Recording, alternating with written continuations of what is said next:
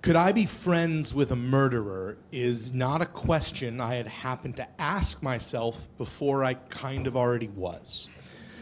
You see, when I was 17, my parents had transferred my custody over to the San Cristobal Ranch Academy, which was a drug rehabilitation ranch in the mountains of New Mexico. The catch is, I had never done a drug in my life. Seriously.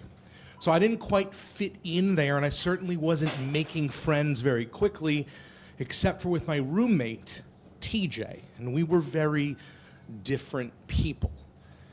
I was born to two anxious, upper-middle-class suburban Jewish parents in Montgomery County, Maryland.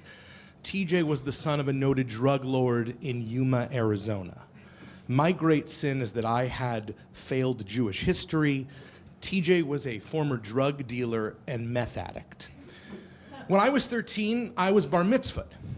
When TJ was 13, his dad took him on a long walk up a mountain, pulled a man, bound and gagged, from the bushes and said, "Son, this is how we solve problems in our family." Then shot the man to death in front of him. And when TJ turned 18, it was his turn to do the same. I became a man by reading the Torah. TJ became a man by taking a life. When I was 17, and this might shock you, I was a virgin. And when TJ was 19, he had gotten his girlfriend pregnant and decided he needed to get clean before he became a father himself.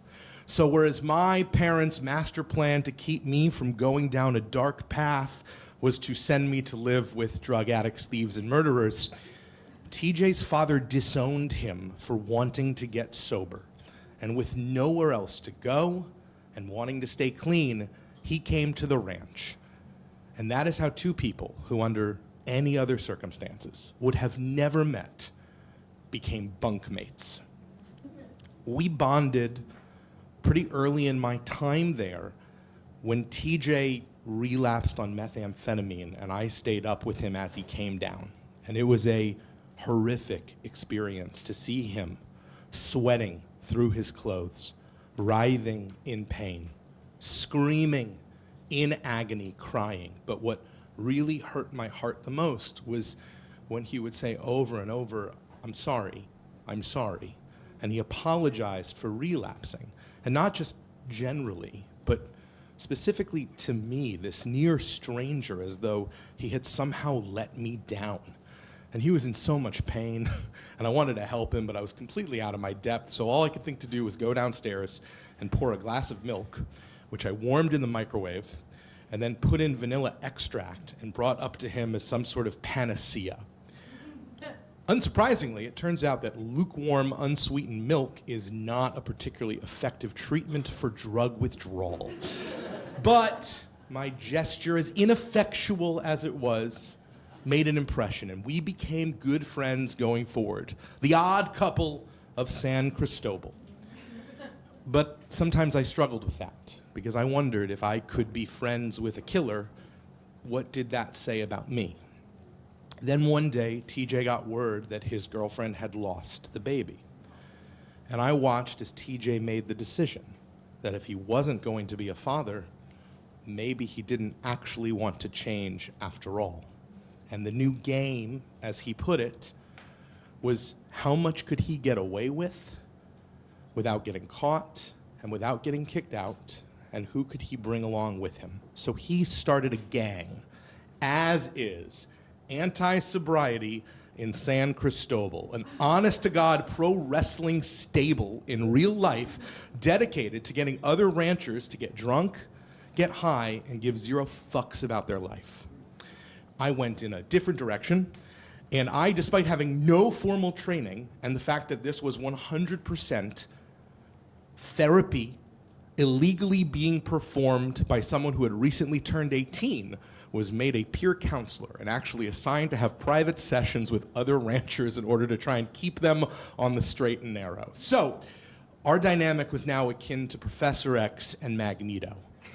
Ideological opposites, but very close, who would battle by day for the hearts and minds of others and then come together at night to compare notes and hang out. Who did you help? Who did you hurt? Except very quickly, it didn't really feel like a game to me, and it seemed that TJ really enjoyed bringing other people down with him. And that culminated in a day where TJ had a very bad day, and he was committed that night to sneaking a large amount of cocaine onto the property and doing that cocaine with the boys. And I couldn't let that happen because I felt like we were at a precipice. And I was worried for the guys because I knew they would follow him over the ledge. And I was also worried because I didn't want to lose TJ to the abyss. This guy that I had met my first week, who I really liked, who wanted to be better for his unborn child, I thought I was going to lose him for good. And honestly, I also wanted to be the person who saved people, who won the moral argument, because I thought that if I could be the angel on his shoulder, maybe that would be the proof I needed that I was good, actually, and I didn't belong here.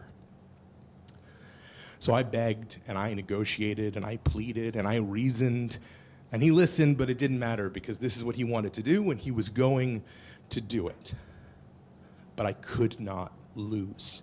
And so before he walked out the door, I looked him right in the eye, and I said, "You get off on violence as much as you get off on drugs. So here, why don't you just beat the shit out of me instead?" And I slapped him across his face as hard as I could. And I immediately regretted that decision. Because when his eyes snapped back to meet Ryan, they were red with rage. And this was not TJ, my friend, anymore. This was the man who had killed someone in the bushes about a year and a half before. And while I did not fear for my life, I knew I was about to have my ass handed to me something fierce. But then the moment faded, and TJ returned. And he looked at me with this almost patronizing smile and said, "I appreciate what you did there. That was very brave. And really fucking stupid. Never do it again. I'm gonna go get high."